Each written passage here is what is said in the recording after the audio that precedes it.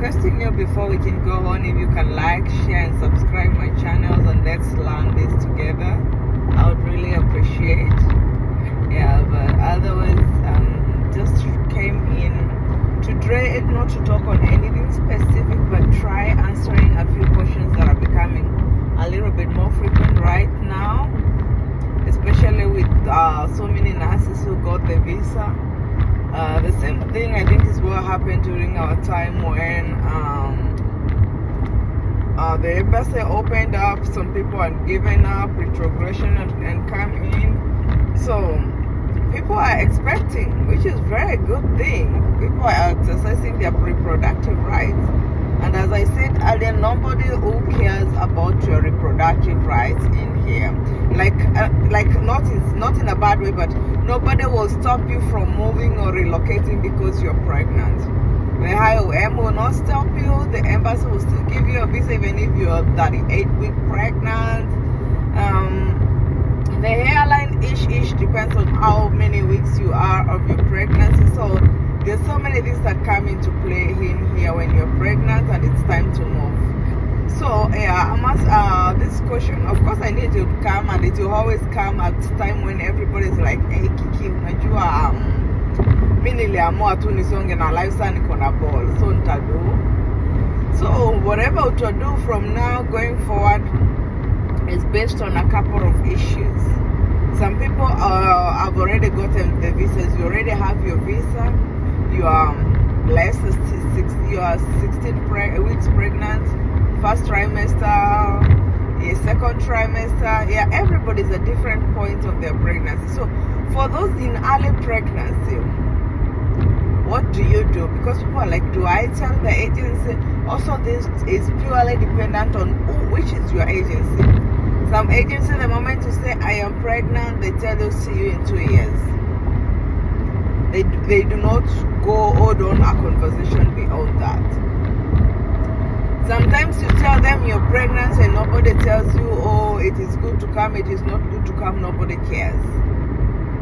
If you is pregnant, they will never get back to you.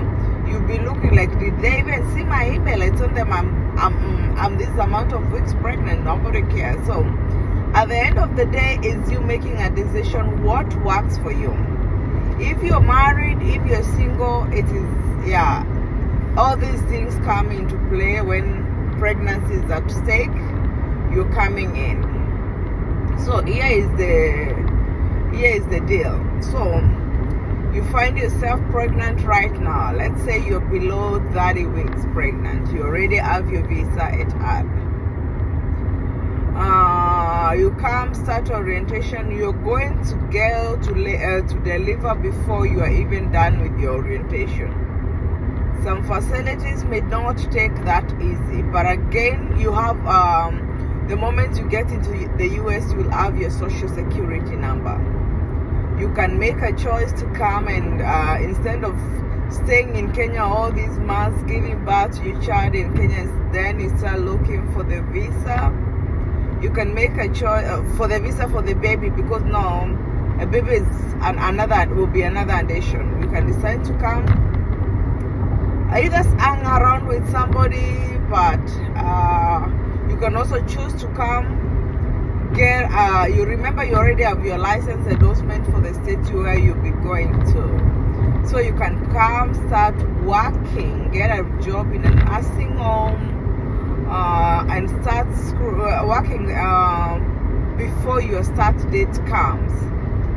And then you start working and then save some money for delivery time. So when the time to start with the agency comes, maybe you can tell them, hey, I just delivered, I cannot start right now, so like, can we start in like 2 months time? So you still be in the US then, so you can still be trying whatever you saved during the pregnancy can help you push through this season. But this again is not an easy thing for everybody.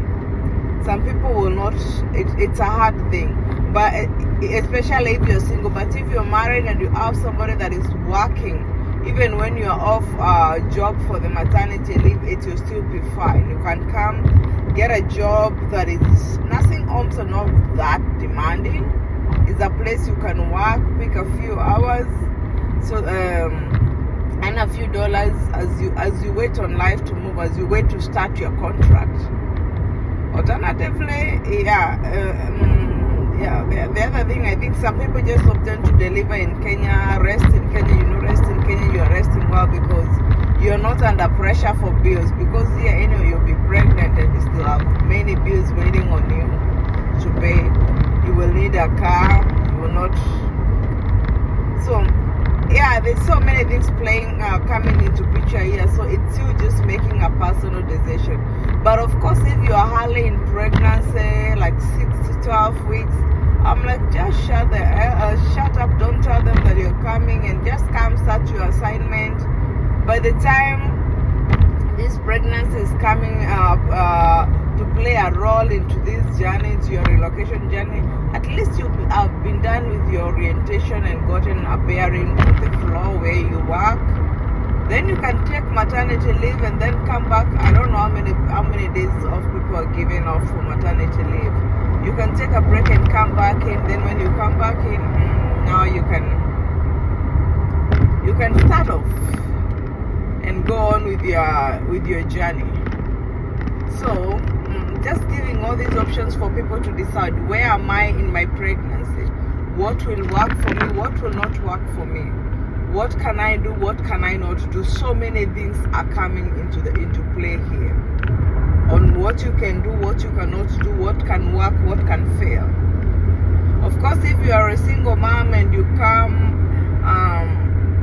there are other technicalities, because when you deliver and start working, you have to get a sitter or a daycare, and you have to start taking your child somewhere. Can it work on with your shift? Will you be training? Is it manageable? So all these things mean so much for somebody who wants to relocate right now, pregnant. Because my advice, or what worked for me cannot work for you. May not work for you, not that it cannot work for you. For instance, right now, if you got your date and you are above 30 weeks pregnant and you're not willing to start off your assignment, you have somebody who can host you, or your spouse can come and start working. You would come and start working and then deliver here. At least you will be saved. Your child will be a citizen, so you'll be saved the hassle of having to go back to the embassy and get a visa for the minor. Of course, I know minors can travel without visas, but there are so many technicalities involved in that, but it is manageable. So I got my visa when I was 32 weeks pregnant. I traveled when I was 36 weeks pregnant. I stayed 3 weeks. I had my C-section done at that 9 weeks pregnant. Took some time resting because my assignment my start date was way far away. So for me, I had to stay with somebody that is very kind, my cousin, to host me and give me time to adjust to the US system with a new baby, to know how to crack the different stuff here, to know how to do different things. So many things come into play. So when you're thinking about this, just situations are different, scenarios are different, individuals are different. We also have people who have difficult labors or high-risk pregnancies or complicated pregnancies. We are not all on the same boat. The boats will rock differently. So what works for me, what works for one person may not work for you. So just see into your scenario and see what is coming in play here. What will you lose? What will you gain? Will it be a strenuous journey? Do you have somebody that can host you? Can you afford to rent a house and stay there when you're not working, and then you deliver and then come to pay later? There's so many things that come into play. So my prayer and my wish for all of us is that if you're already in this situation, maybe if you ask a specific question based on your scenario, I would be able to answer it. But right now, I'm answering generally based on the questions that have been coming into place. Some people are already afraid, oh, I am pregnant, I do not have an embassy date, I think I'll be getting an embassy date in the mid-year. Wait until you have the embassy date, then these other things can come into play, because again, when you start thinking about too many things right now, you stress yourself up. You don't even have an embassy date, you don't even have a visa. Just think through it. And if you already gotten pregnant and maybe the person that is responsible was not part of your paperwork when you started the journey, you are a single human being, then along the journey of waiting for the embassy date, you decided to mingle, you're here, you're pregnant right now.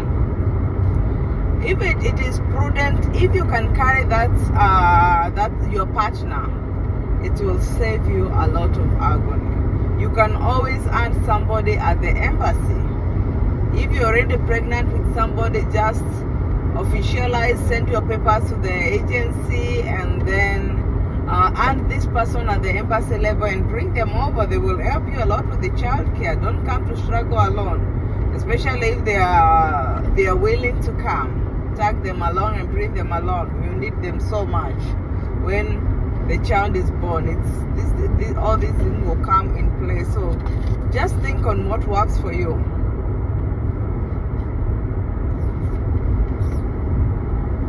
Otherwise, I wish you all the best. If you have any specific questions to your scenario, I'll be glad to answer and help them and help you. Sorry. Anyway, I'm struggling with traffic here, but it's okay. So you guys have a good day. Enjoy your Easter. Please remember to like, subscribe. Most of the time I dwell in answering or like creating answers to gaps. If you have questions, bring them in. I'll try to do some analysis and answer your questions. Of course, I'm not an expert, but I try to answer them based on my current scenario or based on my personal experience and what I've seen work for me and work for other people. But again, do not hold on to your reproductive rights because you are coming to the US. If you need a baby so bad, just have the baby, then other things will come into play later. Otherwise, have a happy Easter. Mkuwe na siku mzuri, mbarikiwe. May the Lord meet you at the point of your needs. May He guide you. May He be your the lamp unto thy feet through everything that you're going through. Otherwise, love you so much and go Harry. Bye. Ciao.